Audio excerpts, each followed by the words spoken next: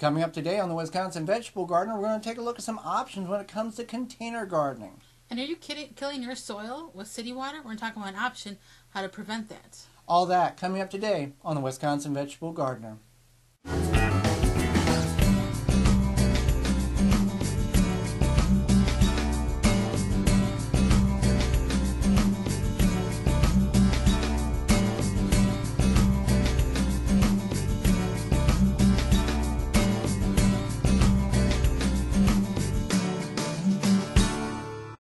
The Wisconsin Vegetable Gardener is sponsored in part by, for all your non-GMO, organic, and heirloom vegetable, flowers, and herb seeds, visit dollarseed.com. Sioux Growing Supply, located in Wausau, Wisconsin, focusing on certified leaf compost, an excellent amendment for poor soil, retains moisture and adds nutrients, which equals less watering. Available in labor saver pre-filled trays and pots, bag and bulk. Visit SiouxCompost.com. Organic fertilizer for the health-conscious organic home gardener. Family owned and operated. Visit thewiveggardeners.com. Don't poison your soil with municipal water. Attach a body, mind, and soil hose filter. Free shipping exclusively through the WisconsinVegetableGardener.com. Just click on the body, mind, and soil icon. Authentic Haven brand soil conditioner for the home gardener. Easy to brew. Visit ManureTea.com. No measuring, no thinking. Stamp it, plant it, stop plotting, start planting. GardenStamp.com. Welcome to the Wisconsin Vegetable Gardener. I'm Joy Baird. Well, today we're going to talk about container gardening and the options that you have. Not so much the technique on how to plant in containers, but the different options that are available. I grew up on a farm and we didn't do container gardening because there was land available everywhere you looked. In an urban setting, land may not be that frugal for you, so containers are a great option. There's many different techniques that you can use to plant in. There's a couple of rules you want to keep in mind when it is growing in containers. One, they're elevated above the ground in most cases unless you bury them. So there's more surface area, more air surface area, and the container is going to dry out quicker. As well as the material that the container is made out of can greatly increase or decrease the quickness of the moisture evaporating out of that container. So let's go over some of the different containers, and some of these will actually work indoors as well if growing outdoors is not an option for you based on if you live in an apartment, a condo, whatever your living situation may be. First, we're just going to start with a standard plastic pot. Now this is probably a 5-gallon normal ordinary pot. You can grow a lot of things in this. The carrots will work really in any of these containers for the most part. And with any kind of container, if you're growing, if it's not going to set on the grass or on the ground, you want to have a catch tray or a drain pan underneath it, just so it doesn't stain whatever you're planting on, or if you're planting it on a balcony, porch, or deck, it doesn't drip on to whomever is beneath you. So that's one option. Another option is a container such as this that has a actual pan attached to it. So if you do overwater it, the water will set in the reservoir there and kind of potentially wick back up based on if all the situation is great. And something like this is good for if you're going to do some salad greens, and then you can also do some herbs. So that would be also a really nice one.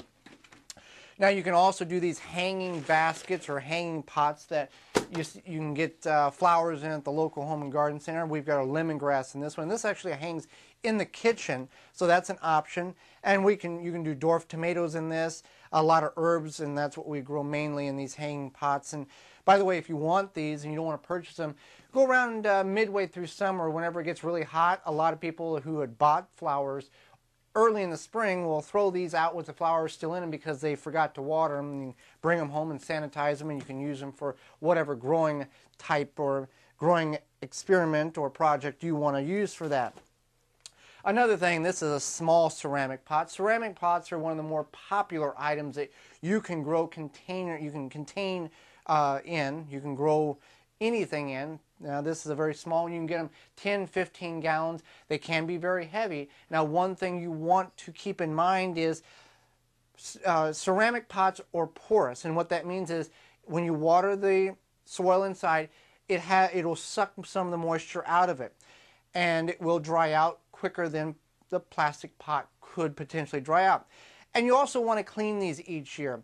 They're porous, so you want to soak these, submerge these in bleach water. That's 1/4 cup of bleach, 4 or 5 gallons of water, and sink them in and let them soak for about 30 minutes. And that will allow that bleach to soak into those porous areas, because there is could be pathogens that seep in or stay on your pots, and by bleaching them and soaking in that bleach water, that'll kill those pathogens, so you're not carrying them over from year to year. Or if you've bought the pots, go ahead and do that as well, just to make sure you're growing in the most clean situation possible. Stainless steel little container here. We've got some lemon basil in. It works real good in the windowsill of your kitchen. That's an option.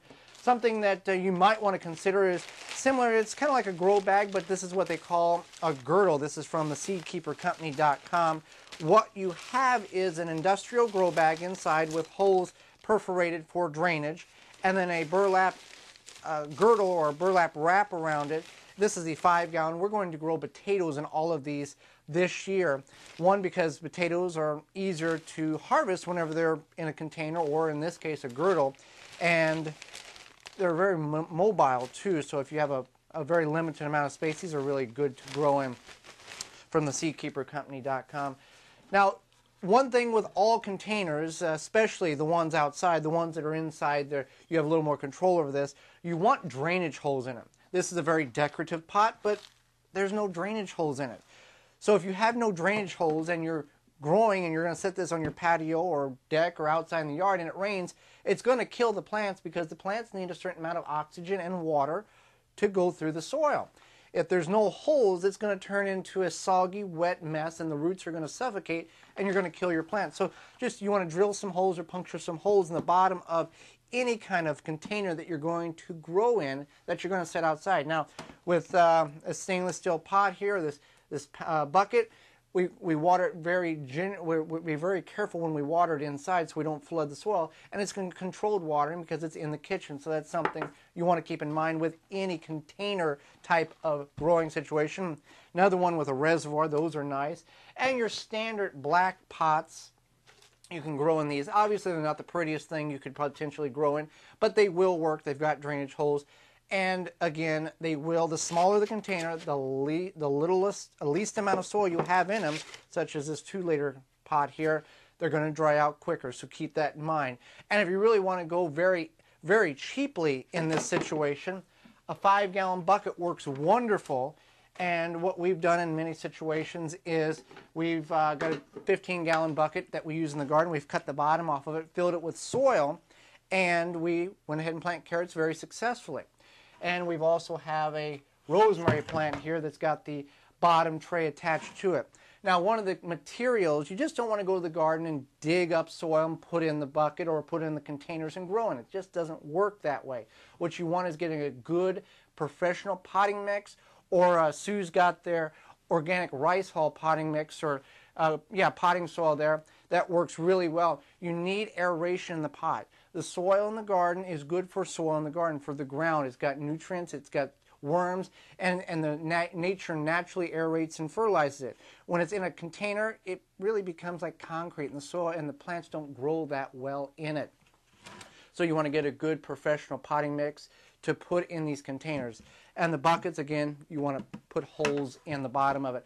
And you can go as crazy as growing in a milk crate like we have for a couple years, and we're very successful with it by putting on the porch in a container that catches the water. So these are just some of the different options to when it comes to container gardening that you can exercise, whether you have a lot of ground to grow in or you have very little or none to grow in at all.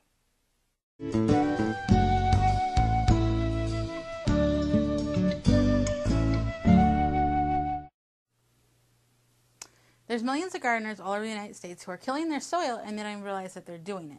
One of the reasons for that is by using city water. And unfortunately, city water has chlorine in it. And chlorine is a major harmful substance to put into your soil because it kills the positive bacteria that's in your soil.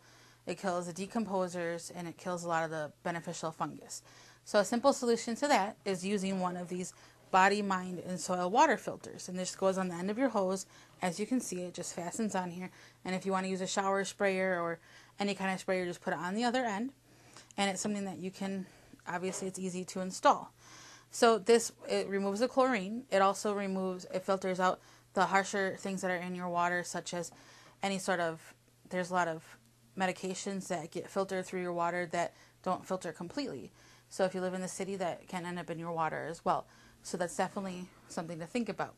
Now, we're trying to help you out here, and we're trying to prevent you from ruining your soil. So if you go to our website exclusively, you can get free shipping. That's easy to find on our website. So here it is, the Body, Mind, and Soil Chlorine Removal Water Filter System.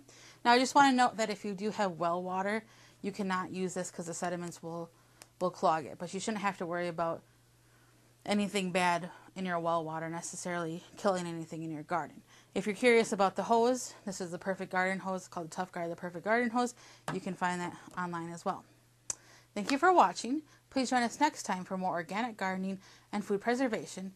I'm Holly Baird, and this has been the Wisconsin Vegetable Gardener. For more information, please visit thewwisconsinvegetablegardener.com.